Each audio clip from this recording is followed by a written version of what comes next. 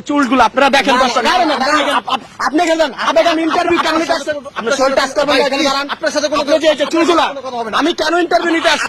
যে আমি আগে ইমাম ছিলাম, এখন নাই, বা আগে ওয়াজ করতাম বড় বড় মাহফিলে, আমার ইউটিউবে ওয়াজ আছে, আপনি সার্চ দিলে জনতা আসতো, আমি ছেড়ে দিয়েছি, বুঝতে পারতেছি না। আপনারা আমি আজকে কয়দিন ধরে আপনার ভিডিও দ্বারা মানে করছেন যে ইন্টারভিউ গুলা ধরার জন্য খুঁজতেছি, আপনি জানেন আপনার চুলগুলা কাটার জন্য আমি খুঁজতেছি, আপনার চুলগুলা কাটবো আজকে আমি। আপনার চুল আমি এখন কাটবো। এই দাঁড়ান, এই ধরো, ধরো। এই ভাই দাঁড়ান, এই দাঁড়ান, কইতাছি দাঁড়ান। আসসালামু আলাইকুম ভাই। ওয়ালাইকুম আসসালাম। আচ্ছা, আপনি এই যে চুল কালার করার আগে কি করতেন?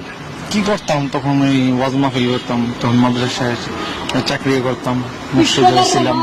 আমরা শুনলাম যে আপনি নামাজ পড়াইতেন এক সময়, সেটা কি আসলে সত্য?